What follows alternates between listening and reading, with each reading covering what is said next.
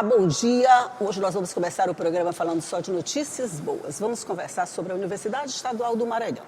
Você lembra que há um tempo atrás a gente veio aqui conversar sobre a boa posição no ranking de avaliação de cursos de medicina que foi feito no Brasil e que a nossa Universidade Estadual aqui ficou super bem colocada. Hoje nós vamos falar sobre um outro processo, o processo de internacionalização da UEMA. Como é que ele começou, como é que ele está, como é que ele vai ficar, o que tem pela frente, é sobre tudo isso que nós vamos conversar no programa de hoje. E quem veio conversar com a gente, tomar café para falar sobre isso, foi o professor Silas Melo, que é superintendente de Relações Internacionais da Universidade Estadual do Maranhão. Bom dia, professor. Bom dia, Elda, bom dia a todos que estão nos acompanhando, né? E também saúdo aqui todo mundo da equipe técnica aqui da TV Assembleia. Um grande prazer estar aqui no Café com Notícias. Muito obrigada. A gente é que agradece a sua presença, né? A gente já falou um pouco aqui com o reitor, ele esteve aqui, a gente conversou sobre esse processo de valorização que está sendo feito pela UEMA com esse reconhecimento. E agora a gente parte para a internacionalização. Não é que parte, esse processo já existe há um tempinho, não é? Isso, né? As universidades como um todo, elas têm alguns processos que são inerentes, né? A pós-graduação, a pesquisa, a extensão. E mais assim, nos últimos anos, a internacionalização vem ganhando esse destaque, até com alguns incentivos do governo federal, do nosso governo aqui estadual também, a FAPEMA, incentivando bastante. Então, eu posso dizer assim que nos últimos anos, a internacionalização, assim, ela ganhou uma certa projeção. E nós ali no nosso setor, né, de relações internacionais, que sempre contou com muito apoio do professor Walter, que esteve aqui, né? Nosso reitor, né? Que ele é um entusiasta, da internacionalização. A família dele já é bem internacional, ele fala espanhol muito bem e sempre acreditou no nosso trabalho. Então, a gente tem procurado assim, intensificar as ações de internacionalização, tanto no âmbito da graduação quanto da pós-graduação, bem como, né, os nossos professores e até mesmo os técnicos da nossa universidade. Isso é bom, você fala em pós-graduação, mas também fala em graduação, quer dizer que os alunos que estão lá também têm essa oportunidade. Não precisa terminar um curso, começar uma pós-graduação para começar esse processo de internacionalização. E a gente tem o programa que era o Ciências Sem Fronteiras, né, que já possibilitava essa participação. Como é que tem esse programa? Então, esses são programas do governo federal, né? Então, a gente teve um que foi muito conhecido, que era o Ciências Sem Fronteiras. Um grande recurso, na época, foi colocado em todas as universidades. E na UEMA, nós tivemos o professor William, da Química, que começou, né, a liderar esse processo. Depois veio uma política do governo federal chamada CAPES Print, da CAPES. Só que ela, assim, foi um pouco criticada porque ela só favoreceu as grandes universidades do país, o USP, o FRJ. E nesse processo, as nossas universidades mais aqui do Nordeste ficaram meio que de fora. Mas aí veio um novo programa chamado CAPES Global, no qual a UEMA e também a UFMA também foi contemplada, com cada uma com 2 redes de cooperação. E o recurso do governo federal para esse tipo de processo de trabalho, de política de internacionalização, foi de 1,4 bilhão de reais. Então a UEMA também, né, ganhou um certo recurso com isso e estamos começando a trabalhar, né, com essa, digamos assim, com essa iniciativa do governo federal, com essa política, que é o CAPES Global. Mas não se restringe a só isso. A FAPEMA, a nossa fundação, né, de amparo à pesquisa aqui do Estado, tem colocado recursos nas nossas universidades, na UEMA, também para incentivar a internacionalização, Elda. Então, isso assim tem sido muito bom, muito positivo. Por exemplo, eu vou te dar um dado assim, interessante. Entre o ano passado e esse ano, nós tivemos aí pelo menos uns 50 alunos da UEMA que foram para fora do país. Só, que legal, né? Isso no nível só da pós-graduação, para uma política específica. A gente chama esse programa de UEMA pelo Mundo. Então, tem aluno indo para a China, aluno espalhado pelo mundo, literalmente. Colômbia, Estados Unidos, Europa, África, todos os lugares, você imagina. E não assim, não é um processo de internacionalização que a pessoa vai, o aluno vai e aprende a língua. Não, ele também aprende a língua, mas ele desenvolve a pesquisa, se aperfeiçoa e depois volta, regressa e tenta reproduzir, né, aquelas boas práticas nos laboratórios, nas atividades de pesquisa, nos trabalhos de campo. Então, assim, temos sido muito enriquecidos. Só para a gente entender, ele não vai para lá para aprender um idioma, não. Ele vai para lá para produzir, para pesquisar e trazer esses resultados. É isso, né? O idioma também entra no processo. Esse é necessário, né? Esse é necessário, né? Esse é fundamental. Agora, o resultado de trabalhos assim, por exemplo, vocês espalham esses alunos por vários países. Os resultados que vocês têm conseguido até agora, justifica todo esse trabalho? Com certeza, não tenho dúvidas. Primeiro porque estamos nos atendo aqui mais à pós-graduação e pesquisa. Isso. Né? O aluno que vai para um determinado país, ele não vai aleatoriamente para esse país, como a gente já falou. Primeiro, ele já tem aquela preocupação com o aprendizado da língua, de uma segunda língua. E depois ele vai para um lugar em que já há uma parceria. Muitas vezes já o professor aqui, o nosso professor da UEMA, já desenvolve uma pesquisa com um professor, vamos supor, na Espanha, na Colômbia. E aí eles já estão dentro de uma rede. E aí então vai esse aluno para lá, desenvolve a pesquisa, trabalha. E muitas vezes saem publicações, artigos internacionais que sustentam uma rede, né? Sai o aluno, o professor nosso aqui da UEMA, o professor lá de fora, alguém que ajudou o técnico, algum técnico que ajudou no processo de pesquisa. Então isso fortalece a rede e fortalece a UEMA como um todo. Porque imagino que é muito difícil o aluno sair daqui sozinho, buscar alternativas na hora que chegar no país, sem dominar a língua, sem dominar costumes, tradições, essa coisa toda, e acima de tudo buscar uma pesquisa específica, que é o que ele foi fazer. Com certeza essa rede é fundamental, eu diria, né? E não só para pesquisa, tem esse lado pessoal também. Por estar numa rede, muitas vezes você tem os professores que vão receber os nossos alunos lá no aeroporto. Às vezes um país muito frio, já chega lá com um casaco e recebe muito bem. Tem o acolhimento, vamos Com certeza, dizer. isso é fundamental, né? Essa parte, pessoal, também ela é fundamental. Pode não parecer, mas essa parte física, emocional, faz parte de todo esse aprendizado e faz a diferença depois, né? Nós temos alunos, desculpa eu te interromper, Elda, mas, por exemplo, tem alunos que nunca saíram do estado do Maranhão e que pegam um avião, faz um voo assim de quase 24 horas pro outro vai lado para um do país mundo. que quase não tem sol, frio. Então, essa parte, esse acolhimento, ele é fundamental. Fundamental. Eu imagino. Nós vamos fazer só o intervalinho aqui, não está fazendo frio, por isso a gente vai tomar um cafezinho, que a gente toma café aqui está no calor, não tem importância não. A gente vai tomar café, tomar água, fazer um intervalo e voltar para conversar, claro.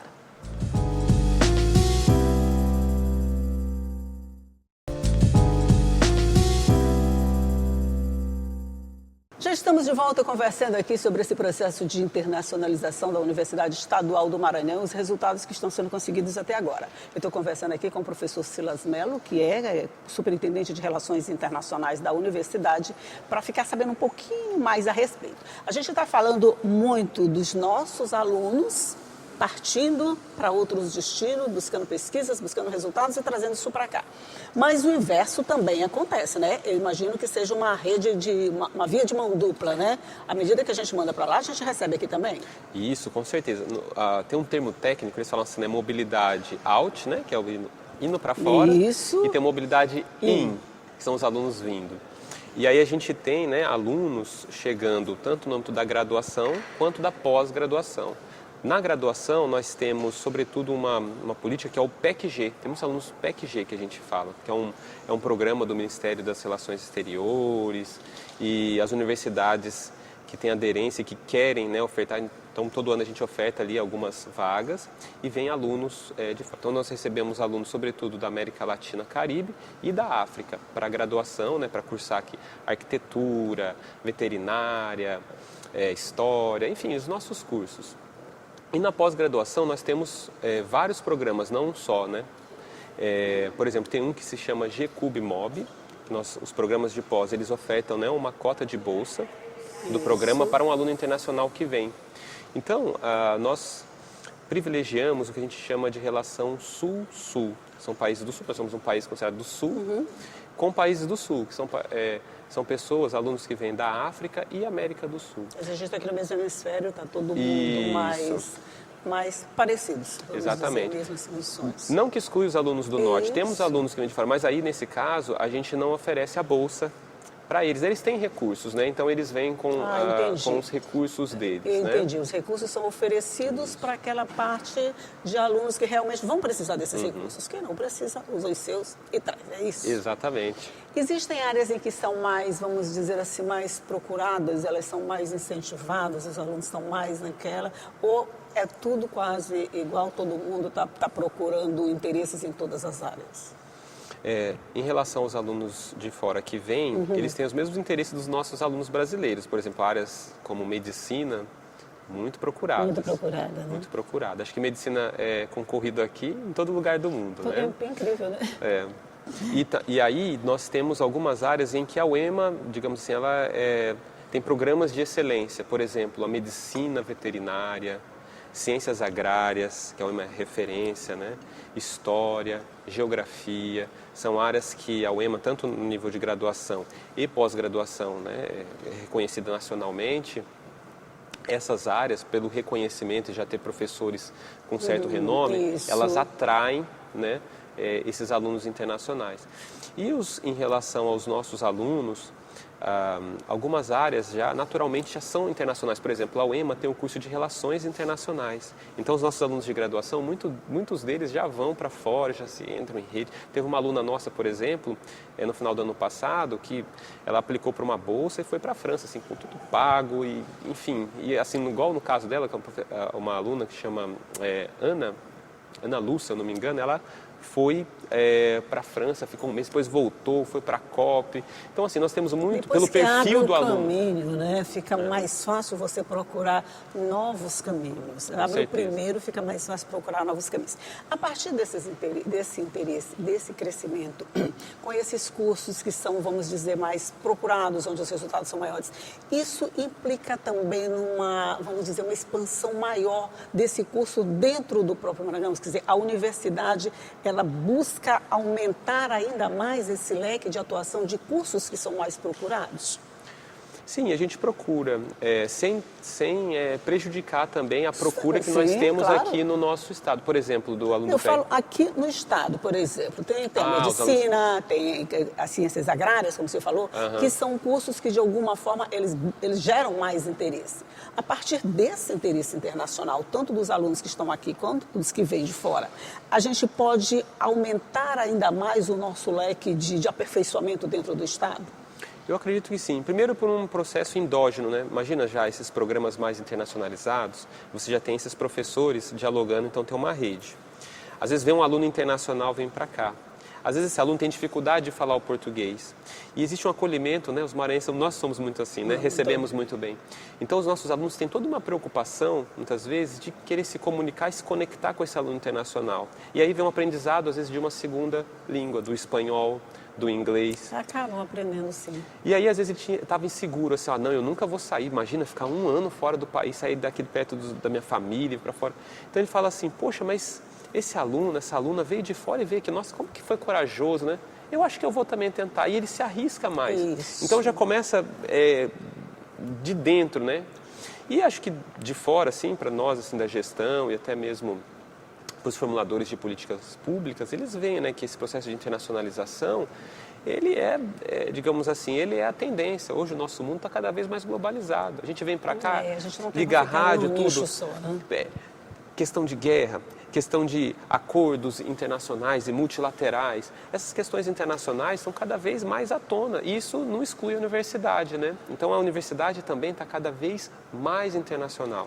A gente já acorda cheio de notícias, né? Aí às vezes pode dizer, não, mas isso aqui não tem nada a ver com a gente, o que o Xi Jinping e o Trump estão discutindo lá, não tem nada a ver com a gente, não. A gente já viu que tem um efeito aqui, que pode não ser muito bom.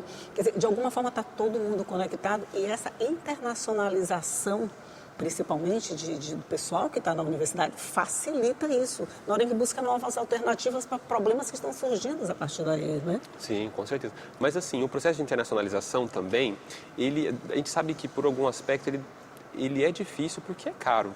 todo mundo. Imagina, a gente ir para fora, ele é caro. Só que o que a gente tenta quebrar um pouco, essa um pouco da nossa filosofia, é que a internacionalização não é só a minha ida para fora, ela começa aqui, muitas vezes no aprendizado de uma segunda língua. Então, nós incentivamos, né, os nossos alunos a fazer, a estudar, né? Então, nós oferecemos alguns cursos. Na UEMA, nós temos o Núcleo de Línguas, amparado por uma série de professores do curso de Letras. Nós temos as certificações, por exemplo, a UEMA, hoje, ela que faz a certificação, a única do estado, do CELP-BRAS. O CELP-BRAS é como se fosse o TOEFL, o Cambridge, que valida se o aluno, se a pessoa, o candidato, sabe o português brasileiro ou não. Então, nós recebemos muitos candidatos internacionais que vêm aqui um certificado de uma vez naquela língua, no português, então é o CELP-BRAS, e também do DELI, do Instituto Cervantes, do espanhol. Então, nós também recebemos candidatos de qualquer parte aqui no entorno que queira fazer nessa prova de proficiência. Inclusive, agora esse semestre vai ser nossa primeira prova, vai ser daqui a uns 15 dias, nós teremos, né, essa prova do DELI. Então, nós temos os nossos professores ali que estão envolvido agora na realização disso, eu imagino, né? Mas é que a gente ainda não tem assim, mandarim, catalão, essas coisas assim muito complicadas, não, né? Nós temos na UEMA, fazemos parte de um acordo junto com a SECTI, que é a Secretaria de Ciência e Tecnologia, a UFMA e a UEMA, nós temos um acordo junto com o Instituto Confúcio. Mas as aulas de mandarim acontecem na UEMA. Deus, eu fico me imaginando aprendendo mandarim, gente, né? Eu acho que não vai passar da primeira palavra. É difícil, é desafiador, difícil. Mas, por incrível que pareça, Elda, nós temos assim uma nova geração, essa nova geração, esses alunos novos, muito interessados nos assuntos envolvidos à China. Nossa, então nós temos alunos, tanto no Paulo VI quanto aqui no Centro Cacheral, muitos alunos aprendendo o mandarim. Nós temos 2 professoras chinesas, são jovens, são estudantes lá em Hubei, na China, e elas vieram para cá e elas ficam 1 ano, 2 anos aqui aprendendo português e ensinando o mandarim. Eu estava brincando com meu filho, que ele estava aprendendo catalão, ele esteve na Espanha um tempo, vou morar na Espanha um tempo para aprender catalão. Fica no espanhol básico, por favor, fica mais fácil. Já vai no mais difícil. Ele já quer, mas eles querem sempre o mais difícil. Isso é que é legal, né? É essa busca por esse aprendizado que acaba tornando a instituição uma referência no processo de internacionalização com resultados que a gente pode comemorar assim depois. Isso é muito bom. Professor, eu sei que a gente passaria a manhã inteira aqui conversando, ainda ia faltar tempo para tanto assunto. Mas aos poucos a gente vai sabendo um pouco mais sobre tudo que a Universidade Estadual está fazendo, está produzindo de bem para o nosso estado. E o bom é que é só com notícias boas. Toda vez que a gente vem falar aqui da Universidade Estadual do Maranhão, a gente está sempre cheio de notícias boas. E eu fico muito grata por vocês virem aqui conversar com a gente sobre isso. Eu que agradeço esse papo muito gostoso. Faço um convite, né, para quem quiser nos seguir nas redes sociais, né, da Superintendência de Relações Internacionais, ou acompanhar nosso site. Você é muito bem-vinda a nos acompanhar. Elda, muito obrigado. Você e toda a equipe. Obrigada a você por me ajudar a fazer o café de hoje, por dividir todos esses conhecimentos, e um bom dia. Bom dia. Bom dia para você também que está aí do outro lado. E aí, ficou interessado? Aproveita, segue as redes sociais da universidade. Você vai encontrar com certeza alguma coisa que vai caber no seu perfil e que você estava com vontade e que nem sabia às vezes, tá? Tchau e até a próxima.